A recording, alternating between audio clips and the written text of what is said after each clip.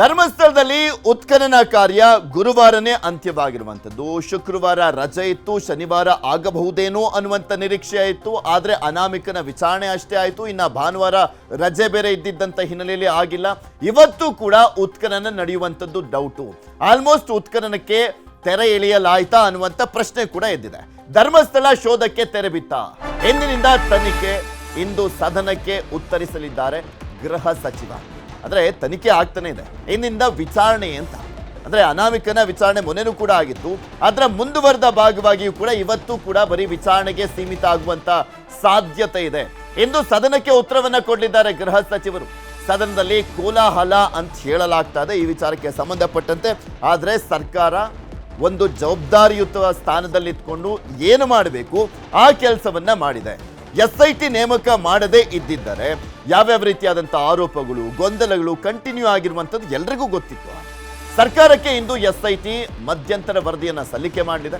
ಸದನದಲ್ಲಿ ಇಂದು SIT ವರದಿಯನ್ನ ಮಂಡನೆ ಮಾಡಲಿದ್ದಾರೆ ಆ ಇಲಾಖೆಯ ಸಚಿವರಾಗಿರುವಂಥ ಪರಮೇಶ್ವರ್ ಅವರು. ಯಾವ ಇಲಾಖೆಗೆ ಬರುತ್ತೆ? ಗೃಹ ಇಲಾಖೆಗೆ ಬರುತ್ತೆ. ಆ ಸಚಿವರು ಮಂಡನೆಯನ್ನ ಮಾಡಲಿದ್ದಾರೆ. ಶವಗಳ ಹೂತಿಟ್ಟ ಆರೋಪದ ಬಗ್ಗೆ ತನಿಖಾ ವರದಿ, ಇಷ್ಟು ದಿನ ಏನಾಯಿತು, SIT ಯಾವ ರೀತಿಯಾಗಿ ತನಿಖೆ ಮಾಡಿದೆ, ಎಲ್ಲೆಲ್ಲಿ ಉತ್ಖನನ ಮಾಡಲಾಯಿತು, ಆ ಉತ್ಖನನ ಮಾಡಿದಂತಹ ಸಂದರ್ಭದಲ್ಲಿ ಏನೇನು ಸಿಕ್ಕಿದೆ, ವಾಟ್ ನೆಕ್ಸ್ಟ್ ಅನ್ನುವಂಥದ್ರ ಬಗ್ಗೆ ಹೇಳೋ ಡೌಟು ಅಂತ ಕಾಣಿಸುತ್ತೆ. ಆದರೆ ಇಲ್ಲಿಯವರೆಗೂ ಏನೇನು ಆಗಿದೆ ಆ ತನಿಖೆಯ ಬಗ್ಗೆ ವರದಿಯನ್ನ ಮಂಡಿಸಲಿದ್ದಾರೆ. ಮಧ್ಯಂತರ ವರದಿ ಇದು.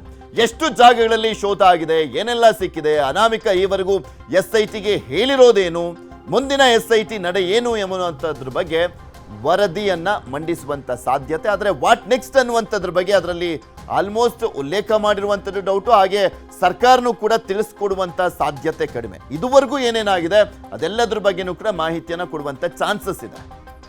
ಇದೆಲ್ಲದ್ರ ಬಗ್ಗೆ ಇನ್ನಷ್ಟು ಮಾಹಿತಿಯನ್ನ ಕೊಡ್ತಾ ಹೋಗ್ತಾರೆ ನಮ್ಮ ಪ್ರತಿನಿಧಿ ಮಂಜುನಾಥ್. ನಮ್ಮ ಜೊತೆ ನೇರ ಸಂಪರ್ಕದಲ್ಲಿ ಜಾಯ್ನ್ ಆಗಿದ್ದಾರೆ. ಗುಡ್ ಮಾರ್ನಿಂಗ್ ಮಂಜು.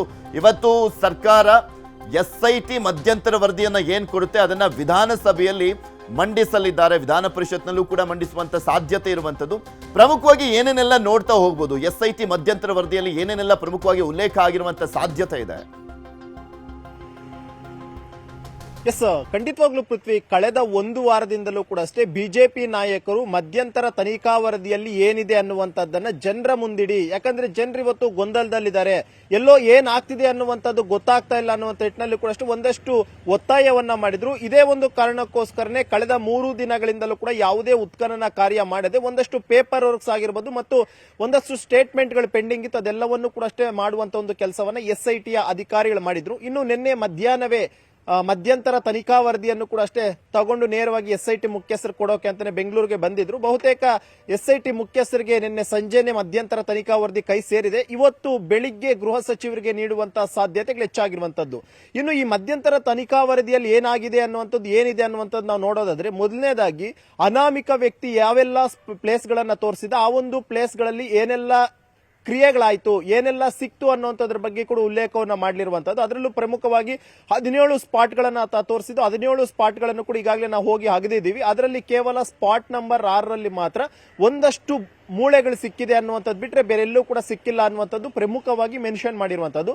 ಇನ್ನೊಂದೇನು ಅಂತಂದ್ರೆ, ಬುರುಡೆಯ ರಹಸ್ಯವನ್ನು ಕೂಡ ಅಷ್ಟೇ ಭೇದಿಸಿರುವಂತದ್ರ ಬಗ್ಗೆ ಕೂಡ ಉಲ್ಲೇಖವನ್ನ ಮಾಡಿದ್ದಾರೆ. ಯಾಕಂದ್ರೆ ಪ್ರಮುಖವಾಗಿ ಆತ ಏನೊಂದು ತಲೆ ಬುರುಡೆಯನ್ನ ತಗೊಂಡ್ ಬರ್ತಾನೆ, ಈ ಒಂದು ಬುರುಡೆ ಮಹಿಳೆಯದ್ದು ಅಂತ ಹೇಳಿದ್ದ, ಅದರ ಒಂದು ಇನ್ವೆಸ್ಟಿಗೇಷನ್ ಕೂಡ ಮಾಡಿದ್ದು. 2 ಪ್ರತಿಷ್ಠಿತ ಆಸ್ಪತ್ರೆಗಳ ರಿಪೋರ್ಟ್ ಕೂಡ ಅಷ್ಟೇ ಈಗಾಗಲೇ SIT ಕೈಗೆ ಸೇರಿದ. 2 SITಯ ರಿಪೋರ್ಟ್ ಗಳಿಗೂ ಕೂಡ ಅಷ್ಟೇ 30 ವರ್ಷದ ಹಳೆಯ ಬುರುಡೆ ಅನ್ನುವಂಥದ್ದು ಗೊತ್ತಾಗಿದೆ. ಜೊತೆಗೆ ಇದು ಪುರುಷನ ಬುರುಡೆ ಅನ್ನುವಂಥದ್ದು ಗೊತ್ತಾಗಿದೆ. ಅದನ್ನು ಕೂಡ ಅಷ್ಟೇ ಈಗಾಗಲೇ SIT ಅವರು ಕೊಟ್ಟಿರುವಂತಹ ಒಂದು ತನಿಖಾ ವರದಿಯಲ್ಲಿ ಉಲ್ಲೇಖವನ್ನ ಮಾಡಿಕೊಂಡಿದ್ದಾರೆ.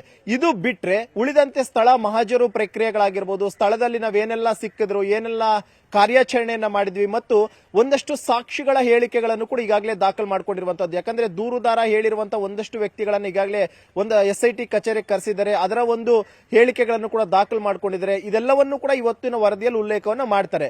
ಇದರ ಜೊತೆಗೆ ದೂರುದಾರನ ಹೇಳಿಕೆ, ಯಾಕಂದ್ರೆ ದೂರುದಾರ 1994ರಿಂದ 2014ರವರೆಗೂ ಕೂಡ ಅಷ್ಟೇ ಧರ್ಮಸ್ಥಳದಲ್ಲಿ ತಾನು ಕೆಲಸ ಮಾಡ್ತಿದ್ದೆ, ಸಾಕಷ್ಟು ಶವಗಳನ್ನು ಹೂತಾಕಿದೆ ಅಂತ ಹೇಳಿದ್ದ. ಆತ ಎಷ್ಟು ಶವಗಳನ್ನ ಹೂತಾಕಿದ್ದಾನೆ, ಆತನಿಗೆ ಶವಗಳನ್ನ ಕೊಡ್ತಿದ್ದಂತವ್ರು ಯಾರು ಮತ್ತು ಆತನಿಗೆ ಶವ ಕೊಡುವಂತ ಸಂದರ್ಭದಲ್ಲಿ ಏನ್ ಇನ್ಸ್ಟ್ರಕ್ಷನ್ ಕೊಡ್ತಿದ್ರು ಅನ್ನುವಂಥದ್ರ ಬಗ್ಗೆ ಕೂಡ ಈಗಾಗಲೇ ಮಾಹಿತಿಯನ್ನ ಕಲೆಕ್ಟ್ ಮಾಡಿದ್ರು. ಆ ಒಂದು ಕಾರಣಕ್ಕೋಸ್ಕರ ಧರ್ಮಸ್ಥಳದಲ್ಲಿರುವಂತಹ ಮಾಹಿತಿ ಕೇಂದ್ರದ ಪಕ್ಕದಲ್ಲಿ ಮಹಜರು ಕಾರ್ಯವನ್ನು ಮಾಡ್ತಾರೆ. ಸುಮಾರು 2 ಗಂಟೆಗಳ ಕಾಲ ಮಹಜರು ಕೂಡ ನಡೆದಿರುವಂತದ್ದು. ಅಂದ್ರೆ ಈತನ ಹೇಳಿಕೆ ಏನಿತ್ತು ಆ ಒಂದು ಹೇಳಿಕೆಗೆ ಪೂರಕವಾಗಿ ಮಹಜರು ಪ್ರಕ್ರಿಯೆಯನ್ನ ಮುಗಿಸ್ಕೊಂಡಿದ್ರೆ ಅದನ್ನು ಕೂಡ ಅಷ್ಟೇ ಇವತ್ತು ಕೊಡುವಂತ ಒಂದು ವರದಿಯಲ್ಲಿ ಉಲ್ಲೇಖವನ್ನ ಮಾಡ್ತಾರೆ. ಇದೆಲ್ಲವೂ ಕೂಡ ಅಷ್ಟೇ ಬಿಟ್ರೆ ಉಳಿದಂತಹ ಒಂದಷ್ಟು FSL ನ ರಿಪೋರ್ಟ್ಗಳು, ಯಾಕಂದ್ರೆ ಈಗಾಗಲೇ ಸ್ಪಾಟ್ ನಂಬರ್ 6ರಲ್ಲಿ ಸಿಕ್ಕಂತಹ ಮೂಳೆಗಳನ್ನು ಕೂಡ FSL ಗೆ ಕಳಿಸ್ಕೊಟ್ಟಿದ್ರು. ಬೆಂಗಳೂರಿನ FSL ಗೆ ಕಳಿಸ್ಬಿಟ್ಟು ಅದು ಎಷ್ಟು ವರ್ಷಗಳ ಹಳೆಯ ಮೂಳೆಗಳು ಅನ್ನುವಂಥದ್ರ ಜೊತೆಗೆ ಏನಾದ್ರೂ ಅದರಲ್ಲಿ DNA ಸ್ಯಾಂಪಲ್ಸ್ ಅನ್ನುವಂಥದ್ದು ಸಿಗುತ್ತಾ, ಮೇಲಾ ಫಿಮೇಲಾ ಅನ್ನುವಂಥದ್ರ ಬಗ್ಗೆ ಕೂಡ ಅಷ್ಟೇ FSL ಗೆ ಅಲ್ಲಿದ್ದಂತಹ ಮೂಳೆಗಳನ್ನ ಕಳಿಸ್ಕೊಟ್ಟಿದ್ರು. ಅದರ ರಿಪೋರ್ಟ್ ಕೂಡ ಅಷ್ಟೇ ಬಹುತೇಕ ಇವತ್ತಿನ ಒಂದು ತನಿಖಾ ವರದಿಯಲ್ಲಿ ಉಲ್ಲೇಖ ಮಾಡುವಂತ ಸಾಧ್ಯತೆ ಇದೆ.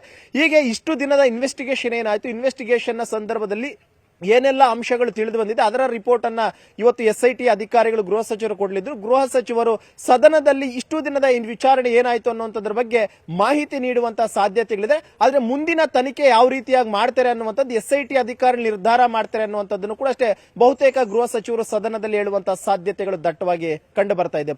ಓಕೆ, ಧನ್ಯವಾದ ಮಂಜು ನಿಮ್ಮೆಲ್ಲ ಮಾಹಿತಿಗಾಗಿ.